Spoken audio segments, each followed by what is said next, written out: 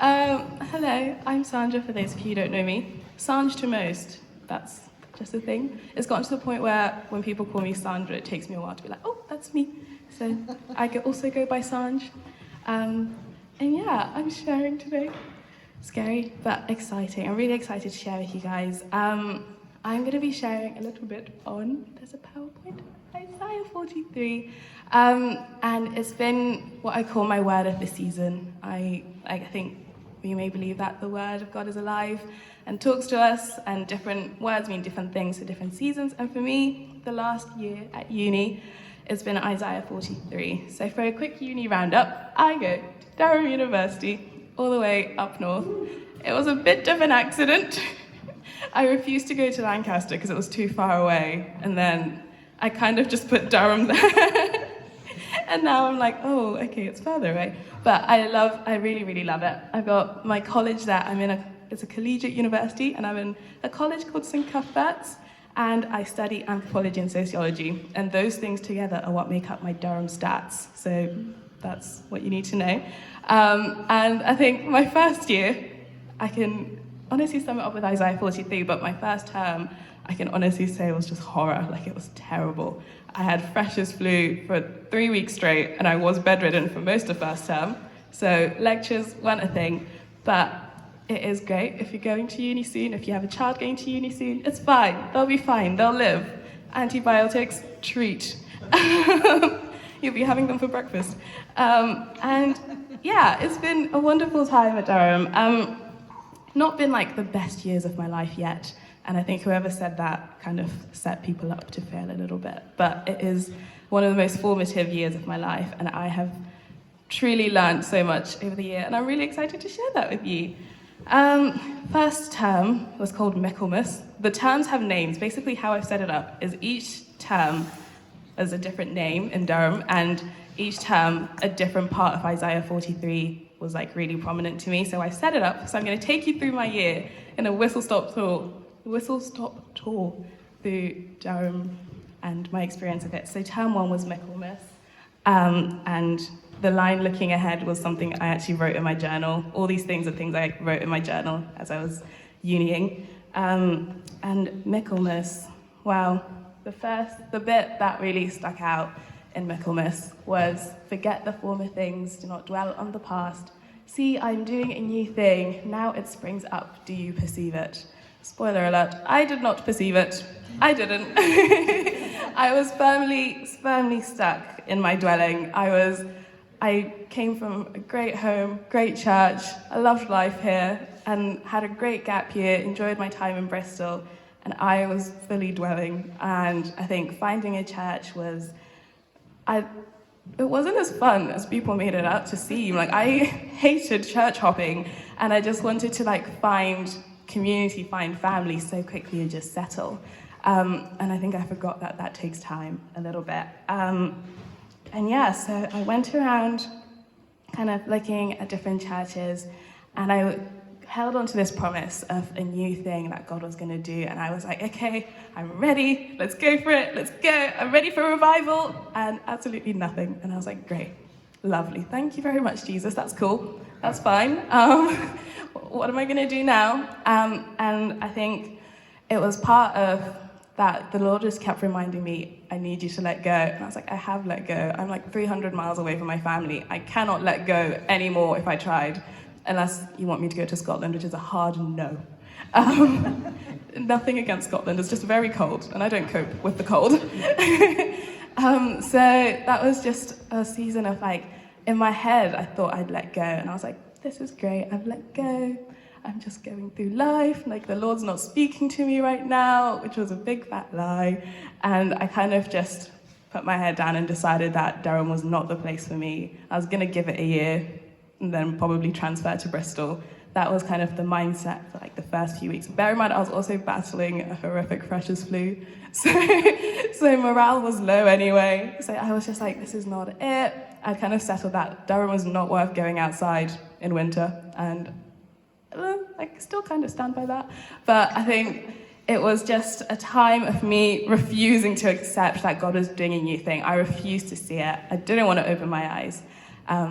and see the new thing. And I think the thing about letting go that I learned is that letting go of your past, forgetting the former things is so easy when the former things are something you want to forget. And if we go to the next slide, it takes us to the Durham motto. The Durham motto is the Latin that's there. If you are well versed in Latin, I am not. But the English version is, her foundations are upon holy hills. And that is taken directly from Psalm 87. And I didn't know this at the time, and I had a bit of, it's so embarrassing to admit, but I Googled my own uni, I just wanted to see, and I saw this right at that time when I was having a miserable time, and I was like, letting go is just not easy when you really, really like where you come from, and you're the biggest, everyone said to me at the time, they were like, the South is so loud and proud in you. And I was like, that's not it. I just have really great people around me at home. And it felt weird not having you guys, essentially, around, and not having that support system that I'd kind of grown so used to, and I think somewhat taken for granted in a way. And I think the Lord reminded me that your foundations are on holy hills. And that's not a place, that's me, as in Jesus. And I think that's when I really started to accept that letting go didn't mean just turning my back on where I came from, but it meant honoring that by giving it back to Jesus and surrendering ownership of it. And I think that was really hard because I am admittedly a control freak, and I like my ownership of things, and especially my life. And I had to really let that go, and I had to surrender. I was like, you know what, Jesus, you're so right. I'm grateful for the foundations you've given me in Ottry, in Bristol, everywhere. But I won't be caged by my foundations anymore, that you are my foundation, and I'm gonna take you with me everywhere. And that's kind of where the turning point started. And I think that's kind of something I've learned is in first term, particularly, was the beauty of surrender and just being I own nothing in my life. I'm just gonna go where Jesus tells me, and it's gonna be exciting, because that's when you can finally start to perceive that new thing, when you look at it through Jesus's eyes. And that was the exciting first term, which is actually quite depressing, but I promise you it gets better. It's just a very hard time moving 300 miles away from home, unintentionally, and kind of starting life over by yourself, which is crazy. The one thing they also don't tell you about uni is recycling is really hard. I still don't know how bins work. And I haven't emptied a single bin since being at uni, fun fact. And the next slide was term 2. Term 2 is called Epiphany. I had no epiphanies this term. Nothing happened that was significant. But except for the fact that in surrendering ownership of my past and present, I think God's plan really began to unravel, and that new thing began. And it became a question of, who am I and why am I here? What is the purpose? And this is something I was confronted with a lot, because I was like, okay, Durham's not that bad. I quite like it here, you know? And I was getting into it. I had made friends that you saw in slides earlier, and I had a great community, but I was like, why am I here? This is wonderful, but why? And then that's where God says, I have summoned you and you are mine.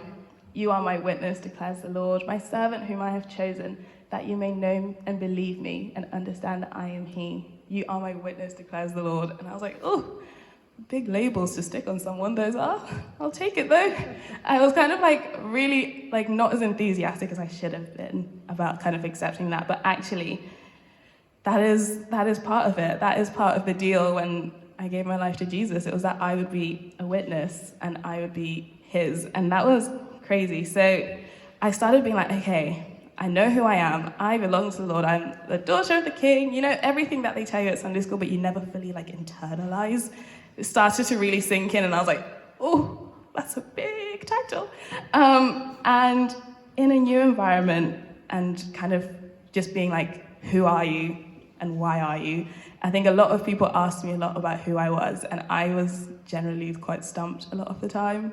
I think everywhere in my life, I've always been oh, Betty's sister, or, oh, Frank and Rose's daughter. And for the first time in my life, nobody knew who those people were. Not that they're like famous or anything, but it was just like, oh my goodness, I am just me by myself. And I think that was really something that brought me comfort. And I think wherever you go in life or whatever it is, like especially in a new place, like standing firm in your identity with Jesus is like the firm foundation of life, which is such a basic thing, but again, I'm not good at basics. It takes me a while. And yeah, so one thing about Jesus that I learned is that he will 100% remind you who you are every single time. And if in doubt, if you're ever doubting your purpose somewhere, if you're ever doubting, like, why have you put me in this job? Why have you put me in this city, in this place? Actually, your job is to be a witness. That's your purpose. If in doubt, always start there, and I'm sure the rest will unravel.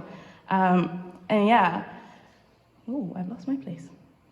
Yes, yeah, we are witnesses and disciples, and the Great Commission applies to all and starts exactly where you are.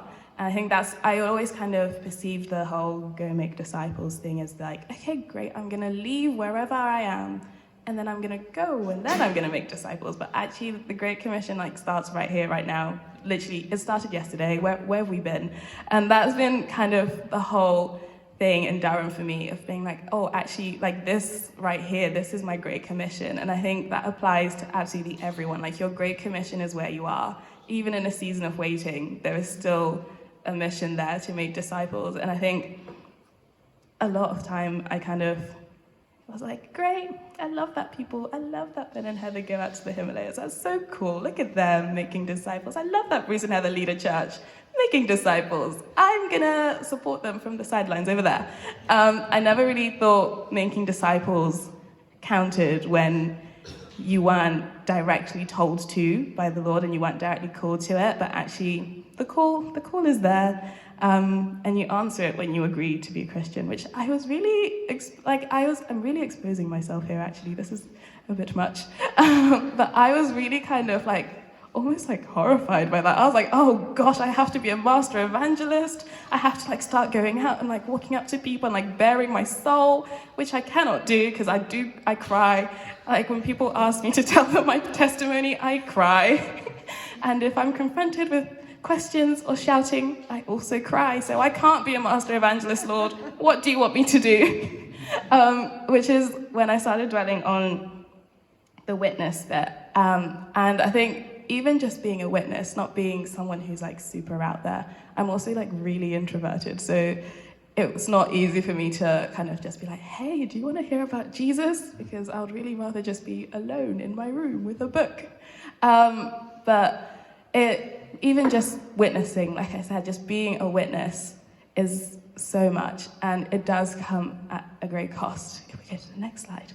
And I think these are the verses that kind of like stood out to me. They kind of both say the same thing. Like ultimately, being a witness, it's so much, and it does come at a cost. It comes at the cost of dying to yourself, and that looks like so many different things. For me, like I said, I'm not like a super evangelist. I'm not going to be the one like leading the charge by any means in that sense, but I do stand by the fact that I will be a witness in how I know best, which is just living out faith. And I think that's such an easy place for all of us. Well, easy is a funny word, but it's like a starting point for everyone just to be a witness.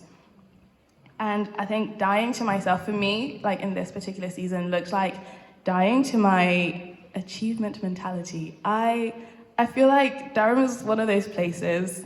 I think maybe it might just be the people I've met, but everyone is like scary smart, and everyone is like always going for the best. And I kind of bought into that at first because it's just naturally who I am. I will not enter an academic setting if I know I'm going to fail at it. Like I will only do what I'm the best at, and I think that's something that I really had to overcome because I love academic validation. That's my thing. Like I love being a smart person, and I think that is something that made me somewhat prideful. And I think it was just a very scary place because everyone around me was like feeding into that, being like, yes, like you need to be in competition with every single person. Like, oh, you got 40%. Oh, that's embarrassing. Why would you say that out loud? Kind of thing. even though 40% is a pass, and it's wonderful that people get 40%, but like a lot of the people I met in Durham, if you got 40%, it's like, oh, you might as well have just failed, and you should drop out. And that was my cost. I had to give that up. And it kind of it was so like countercultural, I think that's the phrase, which is so much of who Jesus is. And it looked like for me, I never worked on a Sunday. I used to work throughout the week, kind of like trying to catch up because I'd missed so much at the beginning. I was like, I'm gonna have to catch up on like the reading because everyone I knew had already done the reading for like 2 weeks after the week we're on. And I was like, oh gosh, I'm still 2 weeks behind. And it meant putting my relationships and friendships over my grade. I would opt to go for a coffee with the new girl at church instead of going for an extra study session. And that was like scary because everyone would be like, oh my goodness, your essay is due in like 2 weeks. Are you not stressed? You haven't started? I'd be like, well, I mean, I am stressed, but Jesus is saying it's gonna be fine, so it will be fine. And it meant that even like in my exams, I frequently go to the cathedral. That's like one of the churches I go to. It's really, really lovely. But in the exams, it got to a point where I kind of started slipping back into that achievement mentality of if I don't get at least 80% on this, what am I doing? I need to drop out. And so I decided to kind of stop in the middle of an exam. It was a 24-hour exam, so it wasn't that stressful, but in my head, it had to be done by a certain time and it had to be at a certain standard. And I stopped and I went to the communion at the cathedral. And I was like, okay, Lord, I'm giving you half an hour because that's my lunch break. And it turns out I turned up an hour early, which I never do. If anyone knows me, I have never been early in my life. I'm late, it's what I do. And I turned up an hour early and I was like, oh my gosh, this is terrible. Like, I'm never gonna get back from I'm never gonna have communion and do the exam. And I was like, okay, great, I'm gonna stay and walk around because, you know, like all the people that work here, they've seen me now. I can't just walk in and walk out because that looks terrible. So I stayed. And then one of the, I don't know what they call him, like a Virgil? I think that's what he said. He works in the cathedral. Yeah, that one. He saw me and trapped me in a conversation for another hour. And I was like, oh my gosh, please, I have an exam. I told him at the beginning, I was like, oh, I'm just on my exam break. And then he just like trapped me there for the hour that like I had, that I was gonna leave. And then he was like, join us for communion. And I was like, oh no, okay. I have a real big problem saying no to people. So this was like the worst possible thing that could have happened to me at this moment. So I was like, okay, yeah, fine. So I did the communion, and I think it was that moment that like the Lord really spoke to me through like all the liturgy and stuff. And it was just like a beautiful moment where I kind of realized that, oh my gosh, none of this is worth it. Like only Jesus is worth it. Like why am I kind of literally breaking bones for something that in a few years like isn't gonna matter to me, and the degree that I get will be the same as everybody else. And I think it came at like a lot of like work, and I think I still slip back into that because right now everyone I know is on some kind of summer internship at like a law firm, a bank, and I'm just like, we'll see. And it's still a daily thing where I have to be like, you know what, Lord, I'm giving you my future, I'm giving you my degree, because again, not mine, it's not my degree. And like, you're worth it. And I think when I've decided that God is more worth it than my achievement mentality, as I like to call it, I've had so much more fun. And I think a lot of people used to say to me, like, why do you never go to your lectures? And I was like, well, no, because I'm having fun. And that kind of, with a line, obviously, I still attend academic commitments. I'm not just at uni gallivanting around Durham. I do go. There was a picture of a library in there somewhere.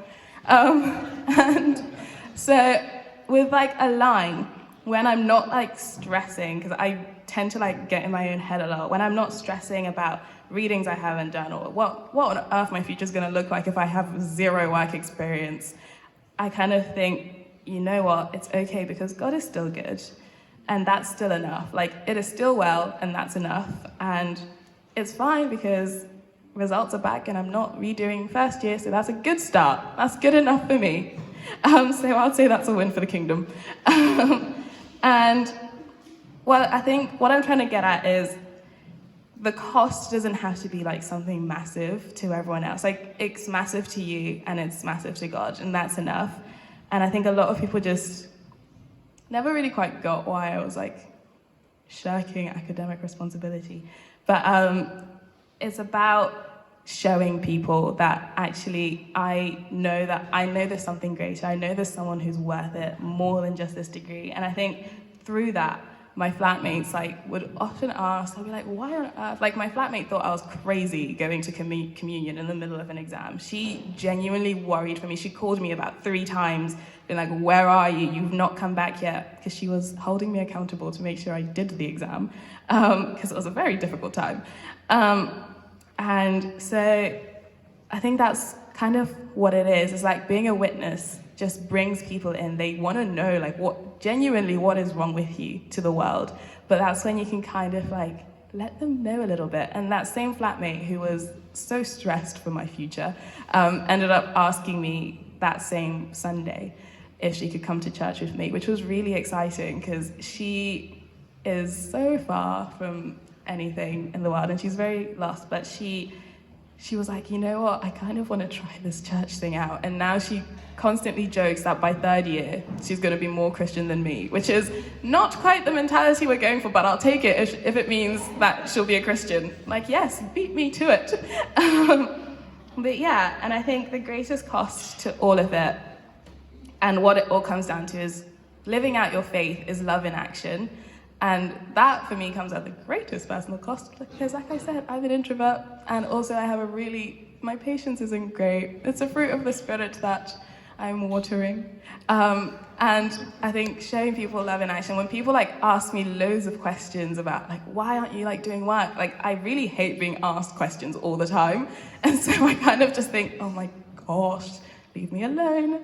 But actually, like, living out faith means taking the time to like, not only just show people, but talk them through it and love them in action, which is actually so scary and horrible for me, but I think it's so worth it when you know that those same people will be in heaven with you one day and you'll be at the gates together, like jumping for joy. And that's what like keeps me going. And that's what I think keeps us all going, I hope.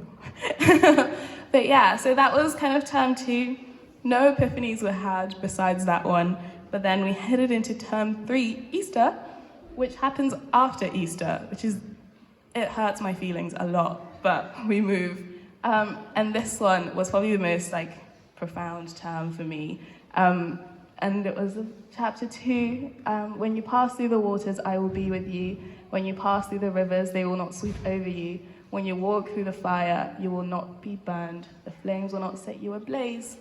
That little verse right there, the page on my Bible is unreadable. I have cried over it so many times because even though like I was like on top of the world and like term 3 was amazing, like exams were like, they were done, like life is good. I was just kind of reflecting back over my year and I was like, actually, God, where were you?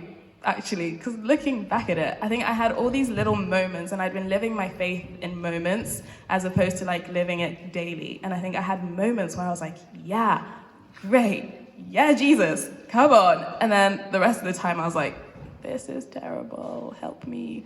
And so I kind of just reflected over the year. I was like journaling. And he took me back to Isaiah 43 and onto this verse. And I was like, where were you? Because I was in the water. I was in the fire in my own way, and I think the water and the fire, it looks different to everyone. But I was like, I had a really honest chat with God, and I was like, you've actually just kind of dumped me into this place that I don't even like that much. And right now, I don't know where I am, like what I'm doing, and you just kind of left me for like a lot of the time. And I think I was like, sure, you were in the fire with me, but I still got very warm, and I was in the water, and I was there, and I remember swimming a lot and feeling like I was drowning. And I think the one thing that really stuck out to me in this verse is that the Lord was saying that you're looking for a version of me that's not me. Like, I was looking for a God who would like hold back the flames, and then I would not feel any kind of warmth or heat. In fact, let's go around the flames. Let's not even look at the hardship. Let's go this road. And I think the one thing I realized is that walking in water, like walking through the waters, passing through the rivers, like you're gonna get wet. It's part of the deal. And walking through the fire, there's gonna be heat, which is, again, science. But I didn't want to acknowledge that. I didn't want to acknowledge that there was going to even be a scenario where I would have to endure any kind of test. Like, oh, can you imagine? Never, not me. Like, it was just not possible. I was like, the Lord is gonna take me to this place and it's gonna be plain sailing. But no, I got wet. I went through the water and we got a bit wet and through the fire, and it was very warm. And I think God was saying to me, like, that's the point. Like, the point of this verse isn't for you to be like, it's all gonna be okay. The point is that you're gonna go through it. And even in other verses, like Psalm 23, where like there's a table in the presence of your enemies, it's all like nice, like Lord is my shepherd. But again, like the Lord said, like you're looking for warm fuzzies. And I sometimes, like the Lord can do warm fuzzies and like nice warm feelings, but also at the same time, like there is hardship and there's no promise of ease. And I think the table, I liked the pictures, to be honest. The table is in the presence of your enemies, and that means sometimes that the enemy does sometimes pull up a chair and sits with you and starts whispering lies about you and about God and everything. And that's up to you to like stay looking at Jesus, because the moment you like look, like if you imagine you're at one end of the table, Jesus is the head, and you kind of look to the side, that's the enemy's opportunity to like perch and steal your roast or whatever you have at that table. I have a roast. And that's when he starts feasting. And I think at that moment, the Lord was like, you're feasting with the enemy. You're not feasting with me. You're like feeding into this lie that I wasn't there, or I dumped you in this like cold, frozen tundra of a place. But actually, like I was right there, like I'm right here and you're looking over there, and I was walking with you. I felt the heat too, and I was also getting wet with the waters with you. And I think what I realized is that the way is narrow for a reason. The narrow way is narrow for a reason. And I think it's so easy to sometimes just turn around and be like, no, I'm really not doing this. I'm going to the wide way. But I felt the Lord really kind of pushing me to like walk that narrow way, and that it's gonna be rough. That's probably like the promise. Instead of like, there's no promise of comfort. There's like a promise of a pretty rough time. And that's okay, because Jesus is not only there with you, but he's going through it as well. And as much as I love a wholesome verse, like a warm, fuzzy verse that you can like send to your non-Christian friends during their hard time, like, for God so loved the world, he gave his only son for you, and things like that. It's like, actually, I think we need to, as we grow in faith, we need to look at the not so warm, fuzzy verses. And that's been what I've been up to. And whilst they do exist, it's a hard pill to swallow that we're not promised ease at all. And the table is in the presence of our enemies, and it's going to be a narrow way, and it's up to us to consistently choose Jesus. And I think that's what love is. That's what relationship with God is choosing him daily. And sometimes we just have to kind of take it. We just have to walk through the fire and trust. And even when it feels like you're on fire, been there, done that, it's okay. It feels like you're the one on fire. Just know that whatever you're feeling, Jesus is feeling it like tenfold, and he's with you, and he's sitting down with you. And the key is to stay focused on him. Don't look at the flames around you and think, oh no, I'm trapped. Actually, just look at him and think, there's my light at the end of the tunnel. That's where I'm going. That's who I'm walking with and walking towards. And I can't say that will automatically make like rainbows and like unicorns fly or something, but it's something, and it's something that there's comfort in that, there's peace in that, and that peace it won't make sense, genuinely won't make sense. I'm starting to understand the concept of peace that surpasses understanding. Like, it doesn't make sense. There's a lot of times where I'm like, I should be more stressed than I am, and I'm not, and that's okay. And I think the last bit that I got to through the verse was I felt like I was drowning. I said so many times to God, I feel like I'm drowning. tea. Sorry. I felt like I was drowning. And I was taken back I row at uni. It's really fun, highly recommend. It's terrible for your back, but it's really good fun. And to be able to row, you have to do a swim test. And I woke up at 5 a.m. because the swim test is at 6 a.m. And so you wake up at 5 a.m. and you go and you have to swim like lengths of this pool and then swim underwater for like a few meters and then tread water for 2 minutes. And I did that, which is just a feat in itself because I firmly believe I have no right to interact with anyone before 10 a.m. I simply don't want to talk. I don't want to, and it's such a shame because my mom and my sister are just, they will wake up and immediately want to analyze dreams with me. And I'm like, no, I didn't have a dream, not this early. So the fact that I was at this swim test was shocking to me and to everyone. My mum didn't believe I did it. And it happened. And it got to the treading water part. I smashed the rest of it, thank you very much. Fastest as well, which is, it's not about the achievement, but it was 6 a.m. and I was the fastest. And it got to the bit where I was having to tread water and they took us to the deep end. And I'm vertically not blessed. I'm not that tall. And they took us to the deep end and made us wait there for 5 minutes, which is a very long time at 6 a.m. when you're treading water. And I was there like treading water all this time. And I was like, great, it's almost over. Like they've seen me, they know I can tread water because I've been doing it this whole time. And then our captain came up to us and she was like, great, now we're gonna start treading water. And I was like, I have been treading water this whole time.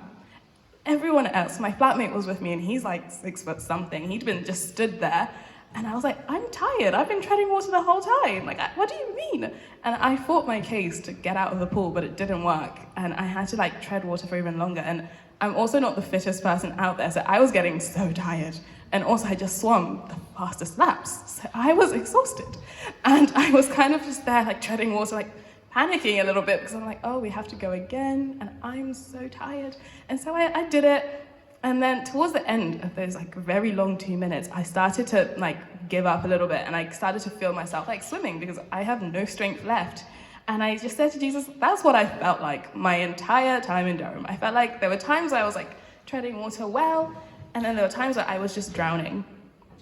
And I think it was just a very honest conversation. I felt like I was like heaven's whiniest child at this point. Like I was just going into Jesus, like being like, I was drowning here, here, and here, and then you were there for this bit and this bit. Where were you for the rest? And I was kind of just like laying down all my qualms. And then I just felt God say to me, yeah, but you didn't drown. And I was like, oh, great, that's not helpful. And it was a bit of a moment where I was like, that's like the worst word you could give me right now. Like, I'm really hurt.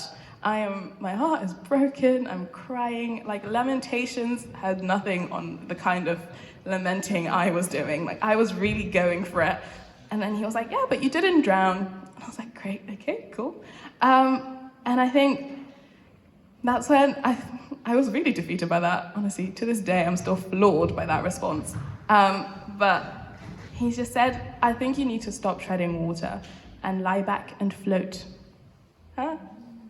And then, see, I really like these pictures, and I saw them months ago, and I was like, there's a teachable moment in this, and I've been waiting for one of these like really, really good preachers to do it. Bruce, Rob, any day now, they're gonna grab it, they're gonna find it. And then no one did, and I was like, you know what, I will take this on, because these are too cute and too teachable to not be in a church service. So the Lord just kind of said to me, stop treading water, lie back, like you could float, like it's still the same thing. You can lie in water and not drown. You don't have to be there like panicking and flailing. And I think I was like, yeah, no, because that's not productive. And then that's when the Lord was like, yeah, but you're not exhibiting great trust, because it takes trust to kind of be in the water, be in the river, and trust that it won't sweep over you. And it takes trust to like walk into it and be like, I'm not gonna drown. And I was not being very good at trust at the time, because I think we forget that in the water, in the river, there's someone else there. There's a Jesus holding on to you. Otters do that so that the other one doesn't drift off when they sleep. It's so cute. And so there's Jesus there too. He's holding on to you. And I think if there's anything that you could take away from what I've kind of been rambling about today, is that, like, when we're going through all these trials and all of this, and sometimes life genuinely feels like it's trying to drown you, like, lie back, float, trust, have a little bit of trust, and rest a little. And I think the waters are there. You're gonna get wet, but no matter what, this is the bit that you really have to take home. No matter what, you're not drowning. You never were drowning at all. That's the enemy sitting at your table. That's you feasting with the enemy, being like, oh, I'm drowning, because the main reason people drown is that they panic. So you need to trust a little bit, just surrender it all and say, actually, it's not mine. And you'll know that you're not drowning. Truly, like, no matter what in life, the terrible, the great, all of it, you're not drowning. And yeah, just be an otter with Jesus, because with him you're safe and sound. I mean, look at that otter. It's just sleeping so well because it's safe and sound and it's not being swept away. And I think when you kind of learn to put it all on him, and when you kind of just surrender all of it. I'm saying this as if I've mastered it. I have not. So please, I have no authority on this. I'm learning just as much as anyone else. Just know that you won't drown. And that's like the one thing, if I can promise you anything, is that you won't drown. You're not drowning. You never were. And you're not going to. And that's all. That's been my time at uni. It's been great otherwise.